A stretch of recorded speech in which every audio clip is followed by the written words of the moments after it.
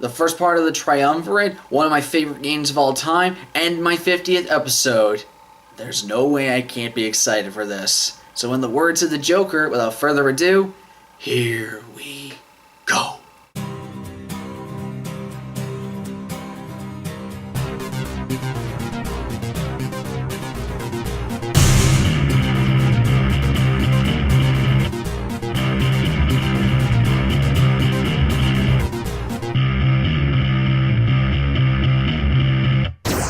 Star Wars Knights of the Old Republic. Now let me just go ahead and get this context out of the way right now. I was a huge Star Wars fan when I was growing up. I loved the films, I had the toys, the lightsabers, everything you could think of. And when it was around 2003, I was around 11 or 12 at the time, I went to my grandpa's house and I was just about to go in and talk to my uncle because he was a big gamer in the family besides myself. And I noticed on his computer that there was a Star Wars game going on, and I recognized Tatooine, I saw the sand crawler, the sand people, the Jawas, I recognized all of that. And I asked him, hey uncle, what's this Star Wars game going on? I want to play it. And he said, no, you can't play it because I think your mother might get upset over it, and I wasn't old enough at the time. So I asked my mother if I could play the Star Wars game, and I told her what it was, and it was like, it's Star Wars, it's fine. So I played it, I got the PC version, I put it in my computer, and I started, and oh my god, I was in for a ride. Now, one thing I'm going to do a little bit different from most of my other reviews is that this one will be a spoiler-filled review for the Knights of the Old Republic. And my mentality going into this is thus. Number one, if you have not played Knights of the Old Republic by now, first of all, stop this review, go play Knights of the Republic, and come back to this review and talk about it. The second thing is, this game is 10 years old. If you have not played this game by about 10 years into its life cycle, then just... I don't know what to say. I really do not know what to say. And the third thing is, if you are watching this video continuing afterwards, you either don't care about spoilers, or you already know what the story is to begin with, and you think it's about as awesome as I do, or maybe not. I just don't know. This is completely just splurge-tastic. You guys wanted to see what was one of my favorite games of all time, and I'm going to talk about Knights of the Republic as much detail as I can without revealing too much. Well, then again, it's a spoiler review. Why did I just say that? Who cares? Anyways, let's go ahead and get into the story. KOTOR takes place 4,000 years before the settings of the film. You play as a soldier, scout, or scoundrel, and you can choose between a male or a female. You wake aboard the Endar Spire. It's under attack by the Sith forces. You seem to wake up amidst the chaos amongst the sources of Darth Malak, who's the main antagonist of the game. And it turns out he's trying to hunt this one Jedi named Bastila Shan down. The reason why he's hunting her down is because of the fact she has this one ability called Battle Meditation, which basically allows her to focus her force energy in order to influence a conflict in battle. So basically, she's like the one trump card the Republic has over the Sith forces. As long as Bastila Shan's on the side of the Jedi, the Republic will be fine. But if not, they're pretty much just screwed. Anyways, your main character goes off and tries to get Bastila, runs into Cartho Nassi, who's basically the Republic war hero, ace pilot. He's like the best of the best. He's like the Han Solo of the era. He's just totally badass. You get in the Endar Spire, you're just trying to survive, you're trying to get the basics of the combat down, and during the course of the game, you wake up on Taris, you escape the Endar Spire, you get on Taris, and you find out that you need to capture Bastila Shan, you need to rescue her from the people of Taris and try to kid her out of Sith forces. And during your course of the time on Taris, you come across a whole bunch of different cast of characters. You come across Twi'lek Mission Vale, you come across Big Z the Wookiee, you come across T3 and 4 Astromech Droid, you come across Candace Ordo, a Mandalorian, you come across so many different people, so many different characters that have become consistent crew members or antagonists or characters throughout the course of the game. It's just one big opening prologue. When you get off of Taris, you come to Dantooine and you start to become a Jedi, and you can learn your force powers, you learn more crew members like the Cathar Jahani, and you can go off, and their main storyline ends up being that you have to hunt down these things called the Star Mats in order to find the Star Forge, in order to find Darth Malak and defeat him in the end. Let me go ahead and get to Darth Malak in general. Darth Malak is one of the most iconic villains I've ever faced. I just love just how menacing Darth Malak is. I mean, just right from the beginning, when you first hear about this guy, he is a total jerk. He's the Dark Lord of the Sith, and he is menacing. I mean, he wears a prosthetic jaw because his master cut off his jaw at the beginning before the game even started. It's so awesome. I mean, one of the very first things you hear him say is when you are about to escape Taris in the Ebon Hawk, which, by the way, is a ship that totally kicks ass. One of the very first iconic lines you ever hear him say is, wipe this pathetic planet from the face of the galaxy. And he's watching this, keep in mind. He's looking down at Terrace, where you and your crew are, where he's hunting Bastila. And I was just like, oh crap, this guy means total business. And all of a sudden you get in the Ebon Hawk, and you're just telling Karth, I don't know what you gotta do, but you better haul ass right now. And so you fly out of Terrace, and you realize that Malik means business. He will not stop until your ass is hunted down, and he will scrounge up any apprentice he has, any bounty hunter he can find to find you. But what makes it more interesting, and which leads me to another character who I'm going to probably completely fanboy over, is that Malik himself is not the most interesting of all of the characters in Star Wars. What's really the most interesting is his master, his former master, the enigmatic Darth Revan. Now, Darth Revan is, in my opinion, the most badass Star Wars character ever made. And I know that's going to be controversial to a lot of other people, but you know what? This is just my personal opinion of Revan. Revan, to me, is absolutely awesome in every way. I mean, the guy took down Mandalore by himself. He was he was a strong-ass Jedi. He was regarded as the heart of the Force. He was so powerful in his own right. He led the Republic to victory, along with Malik, in the Mandalorian Wars. He took down Mandalore himself, took his freaking mask, and wore it himself, saying, yeah, I'm so badass, I'm going to take the mask that my enemy wore, I'm going to make that a permanent part of my face, and just put that on, and just look so badass. And he had the most coolest outfit ever I've ever seen. I was like, I want that robe. But what made Revan so interesting is the fact that he just seemed to disappear entirely. He was once a very well-respected Jedi, and he became the Dark Lord of the Sith after the Mandalorian Wars for reasons that remained unknown throughout most of the storyline. And so, when you realize that what happens to him, and apparently I just got Skype, sorry.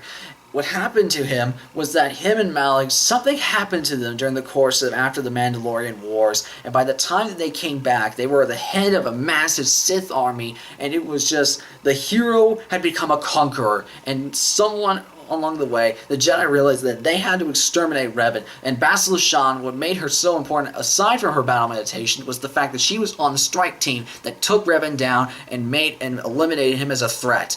And so Malik stepped in as a Sith Lord, and realizing that this new threat in line of Bastila, this is why she is hunted down so much.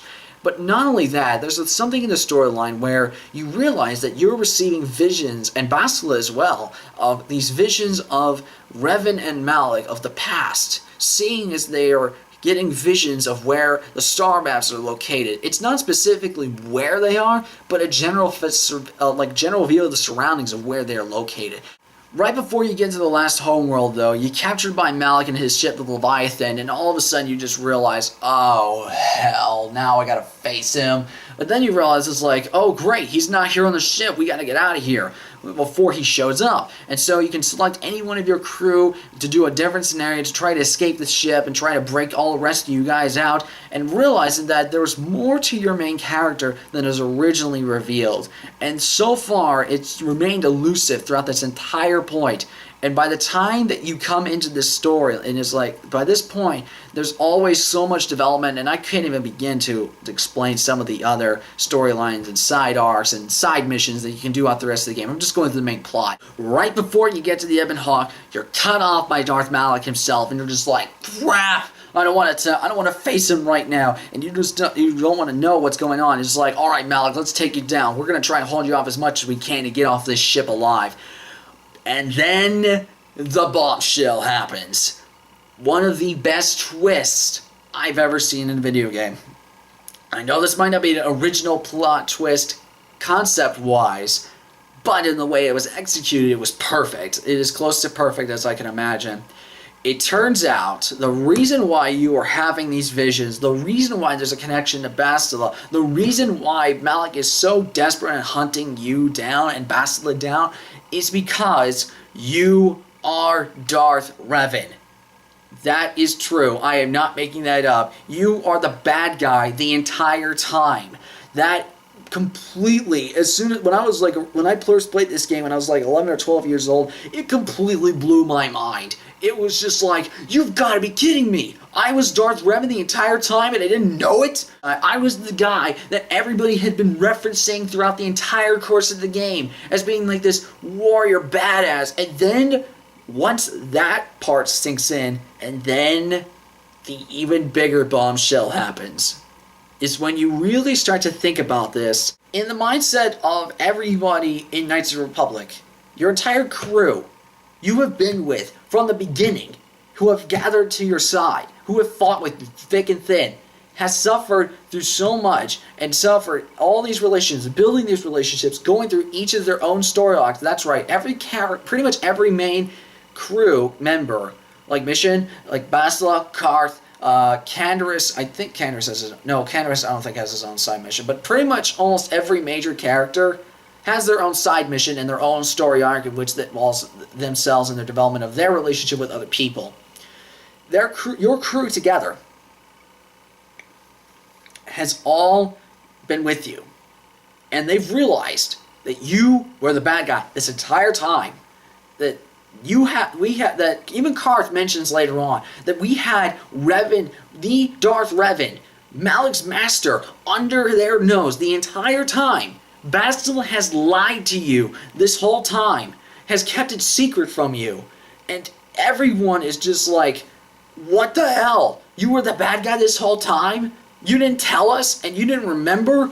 And so that in itself changes everything. Not only that, the reason everything in this game happens is because of you. Everything that happened in this game happened before this game. All these events conspired all because of what you did. That's major context change, major perspective change. It flips everything and the continuity and the context of everything that you saw and way that you believed it was going to happen on its head. That's insane. That is insanely good and really creative in how to do it. I've never seen a plot twist like that. But what made it better, and what I loved about this game so much, is the fact that your crew all respect you. They stick by you. Mission even says is that she admits that you're Darth Revan, but she realizes that you're not the Sith Lord anymore you once were. You are a friend who's been with us from the beginning. Even Juhani realizes that you influenced her life, even before you knew her in the beginning of the game. It's just, you realize that your influence on people's lives has affected the entire continuity of the story. All these events, all these battles, all this story happened because of you. That is what made the fact that you are Darth Revan so badass, and that is why it's an amazing twist. And once you find out what that twist is, you come into the storyline, you realize that you're Darth Revan, Malik is your former apprentice, he betrayed you, realizing that, alright, now I have a reason to fight him, aside from the fact that he's a total dick and needs to be punished. You go on, you find out where the Starforge is, you find out that Bastila has also turned to the dark side, unfortunately has been captured by Malik during the course of their time on Leviathan of him holding her off, of her holding him off. Bastila has come to the dark side, tries to tempt you into becoming Darth Revan again, does it, and in my personal opinion, this is where I try to be as good as possible, so I chose the light side over the dark side. That's one of the things I need to mention, is the fact that you can become good or bad based on your choices. This is one of those first, you can be as good as you want to be or as bad as you want to be, but I really like playing the good guy, so I try to be as light side as possible. And so when Bastila comes to the dark side, it's really heartbreaking to see, because this is a person who's been with you from the beginning, and you're just like, no, I didn't think that you could be corrupted in such a way, and you felt sorry for her, and all after you became Revan, you realized that you were. And so, when it came down to it, you realize that Bastila has now fallen to Malik's side. You try to figure out, there's got to be a way to save her. And so, by the time you come to the location of the Starforge, Bastila is on the Starforge helping the Sith, and all of a sudden, the Republic storms in, and it just turns into this colossal epic battle of the Starforge, and it's just so epic and awesome. You take the Ebon Hawk with all your crew, and it's like, we're going to storm down Malik's fortress, and we're going to take him in head on. So you just come into the Starforge, bust down the doors, and take down tons and tons of Dark Jedi, all tons of Sith troopers, and it's just an onslaught of just destroying every Sith you can find. All of a sudden, you run into Bastila, you take her down, you can spare her life or save her. spare a life or kill her if you so choose, helping the Republic forces or aiding the Sith depending on what you choose. And all of a sudden now, it leads to the final confrontation between you and Malik. You defeat him, you beat his ass, all friends colliding, you collide together, it's a seriously epic fight, and you beat Malik and you take him down and realize that you have now saved the Republic. You are now either the savior of the Republic or redeeming yourself as the Dark Lord of the Sith. Oh my god, I cannot believe I just went through that plot that fast. I just can't. Oh! Sorry folks, I went on that long. I just couldn't help it. Just summarize the entire plot, just spoiled the entire game. I mean, there's so much stuff I left out. I didn't even get close to the side stories. I just tried to summarize as much of the main plot as possible, and I apologize for my excitement. It's just, I love this game so much. And the gameplay setup for this is so easy to understand. It's sort of a pseudo turn-based-ish combat kind of deal, where you can pause combat and set your moves however you want to do it throughout the course of the game. And you can do a more powerful attack, a critical strike, a flurry attack. You can get more abilities such as wearing enhanced armor, having better finesse weapons with, like, say, lightsabers, swords, or guns. It just depends on what you choose. There's also different force powers you can use, like force lightning, like force speed. All these different powers that you all remember from the movies or expanded universe, all can have fun with during the course of the game. And you can also turn off the turn-based combat, so it's a more real-life dynamic kind of system, more of a kind of like an active type battle system like you would see in a Final Fantasy game, if I had to give a slight comparison. Or a turn-based system. It depends on what you want. So the combat itself is very adaptable. Score and the presentation. Jeremy Soul's score is amazing. I absolutely love it. I mean, I was listening to the soundtrack in the car today just to remind myself, and all those memories came roaring back of all the times I was on Manon, I was on Tatooine, I was on Kashyyyk, all the times that I fought the Rancor on Taris, the Crate Dragon on freaking Tatooine. That thing was huge. Not to mention all the times I stormed the Star Forest, I took down Malik, and I remember the first time I did that, the first time I donned the Star Forge robes, and it was so cool. I was just like, I am Darth Revan now, but I'm a more powerful Revan than I ever was before. It just everything fell into place. I'm sorry, folks. I love this game so much. In fact, so much so, just to give you an idea, I still own the original cases for both games, Knights of the Republic 1 and 2. I even like the sequel quite a bit. But this game,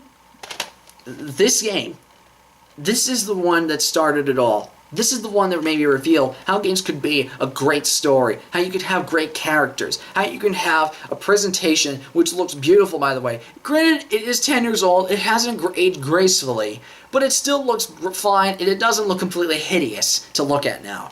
It's still fine, it's still serviceable, it looks fine. It was never meant to be a graphics powerhouse. It looked amazing at the time, but still, it is fantastic. I absolutely love Star Wars Knights of the Old Republic. I hope you do too.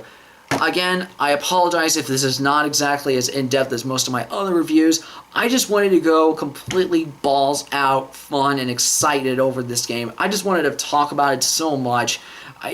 Ever since I started doing YouTube, I've wanted to talk about this game. It's one of my favorite of all time, and I know what you're thinking. It was like, well, he's obviously going to get it worth it every penny. Not this time, though.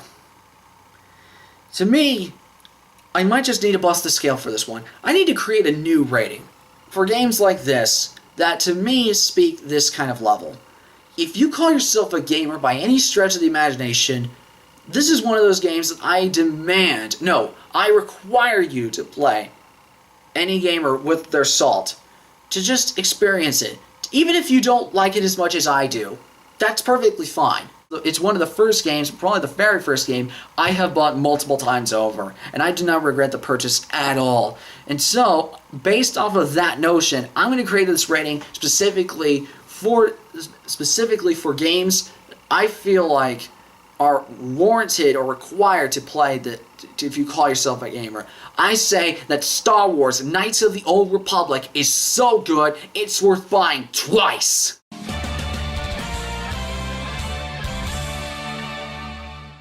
So there you go, folks. That is my review of Star Wars Knights of the Old Republic. I hope you enjoyed this review. And stick around for in the next couple of days for my next part of the Triumvirate. See, a little clue. Okay. The clue is, the game was out in 2004, and it was on the GameCube. Go. Oh, it's also severely underrated. Probably my most favorite underrated game ever made. So until next time, everybody, I'm Perry the One-Armed Legend. You name it, I can play it.